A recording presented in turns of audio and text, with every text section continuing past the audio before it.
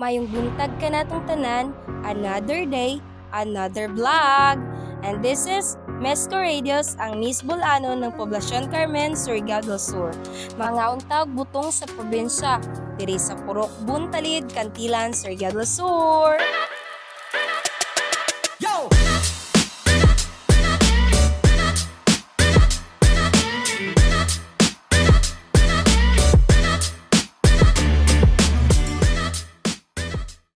Hi guys! For today's video na napunta karon sa Purok 6A Buntalid Gamay og naka-decide na pod mi together with my spiritual family nga mamutong diri sa Buntalid Gamay. Let's go! Magandang araw mga kabulanon.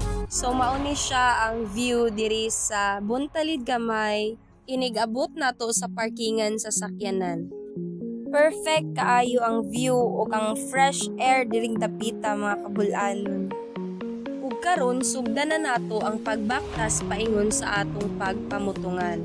Before ta makaabot sa atuang venue is moagi sa taog tulay, basakan ug tulay again.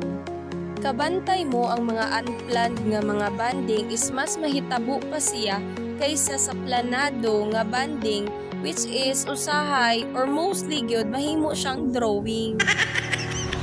As you can see mga kabulanon, ang view diring dapita is something like murata og naa sa beach like Siargao.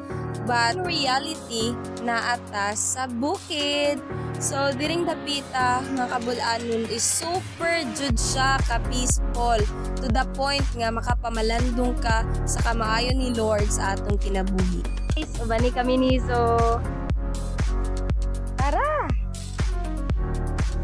Siyempre, before ta makaabot sa ato ang venue is moagi sa ta sa ilahang made in kahoy nga tulay. Hinay-hinay lang, basin og ma-fall, wala rabay mo salo.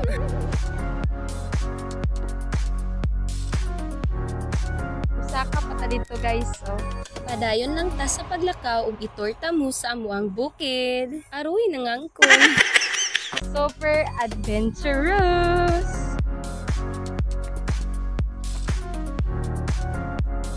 Guys, oh.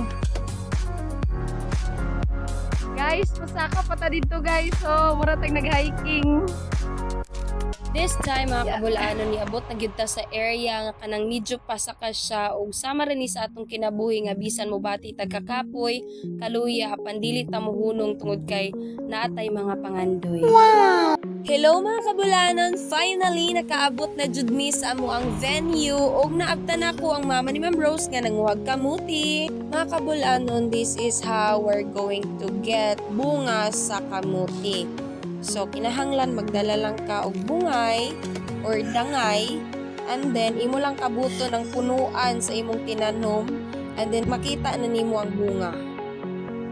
Diri nga tay mga kabulanon, nalingaw ko nangita sa pagpanguha or pag-harvest sa mama ni Ma'am Rose og mga kamuti. So, makalingaw jud siya kayo. Mao niyang kinabuhi sa mga probinsyana no, ang pagtanom og mga gulay, mga prutas, mga sama sa kalibre, mga kamuti, mga saging. So grabe ka fresh ang mga pagkaon diri sa probinsya. Diri nga tayo mga kabulano nangabot na nga mga kauban, which is si Jeric Puyalis, si Pastor Jason Loria, si Ate Christine Delito o si Racklyn Delito. Okay, so naulahin ni sila tungod kay nauna man mi. Naulahi sila tungod kay niuli sila sa ilahang panimalay. Tungod kay after church, naka-decide yun mi nga mamutong this day. So syempre nag-ilis usa sila og mga panglakaw nga mga baro.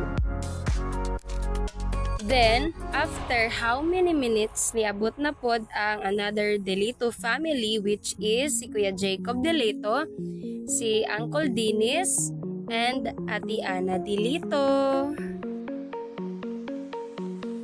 Shout out sa tanan nga mga kauban ako nga spiritual family, mga buutan, mga gwapo nga mga kauban sa pagtuo. Og this time, tungod kay nagkatigom naman kaming tanan, so karon nagtinukluray na pud sila kung kinsay mukatkat sa punuan sa lubi tungod kay ang among magdayagay wala pa nakaabot. So this time, while waiting sa magdayagay, nakadecide kami ni Ate Christine nga manguha usa og gulay which is ang udlot sa kamuting kahoy or ginatawag nga gayay. So this is how we're going to get this gulay which is ang udlot sa gayay. Tungod kay libre na ni kanihapon. Lahi ra jud ang kinabuhi diri sa probinsya tungod kay dili ka maglisod sa panudan diring dapita tungod kay kung naa kay nataran, pwede ra ka magtanom og mga gulay sama sa gayay, talong, biyatong, ug sama ani napod sila'y puso sa saging. So kini lami jud ni siya gat-an ug napod sila'y mga kalibre diring dapita nga pwede pod ni siya himuon og kasaba cake o pwede pod siya himuon og budbud. So daghan og tamaagi aron dili ta mapasmo diri sa probensya. So this time mga kabulanon wala na jud makapaabot si Pastor Jason sa magdayagay na mo og lubi kay bagan duyom naman adto moabot. So this time siya na lang gyud ang nikatkat sa punuan sa lubi og nag-start na og panguha og putong. So this time na jud siya nakuha. Hinay-hinay lang pod kay basin og naay lapinig. Okay, mag-face reveal anay ta diring dapita. Para sa kasayuran sa tanan sa wala pa nakahibalo, ang kamuting kahoy ay pwede si Zai snack. Pwede ka magbuhat og kamuti cube. And then pwede pod siyang gulayon sama sa udlot sa gayay.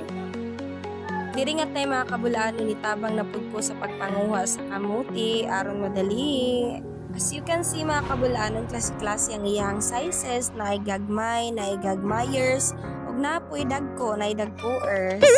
At this juncture, imsi lang ang dating bitaw. At this moment, ang uban nalingaw panguhag kamuti, kalibre, ang uban nalingaw panguhag butong, then kami po nalingaw panguhag gulay. Charan! At this moment of time, karon mahitabo ang bayanihan of the people. Diri na to makita ang unity, teamwork, at pagtutulungan. Siyempre, ang uban ay magbuak sa mga butong, na ay magkuskus or mag-script, and naapoy magkutsara para ibutang dito sa butanganan. O siyempre, naapoy magtimpla. Ato na lang siyang i-fast forward mga kabulano, no? Kay basin maugmaan tawag dili nato ni siya i-fast forward. Grabe gyud ka importante ang pagtinabangay or teamwork sa isa ka grupo tungod kay kung naang pagtinabangay dali ra gyud mahuman ang trabaho.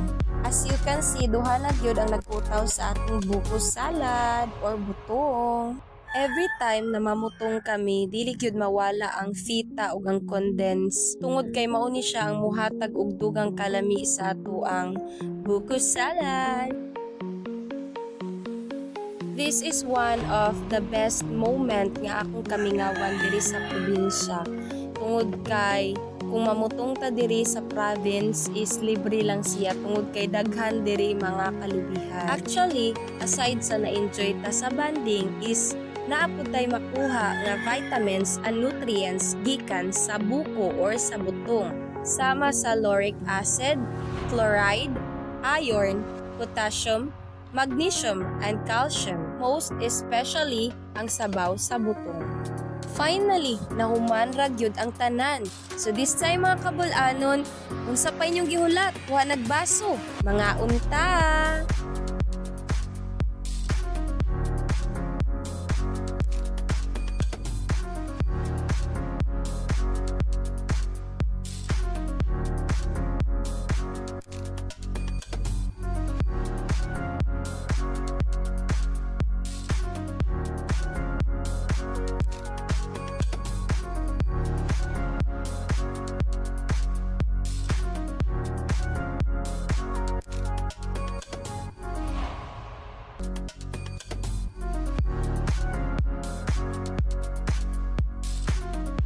And since tapos naman minangaon, so this time nakadecide kami na manguli na.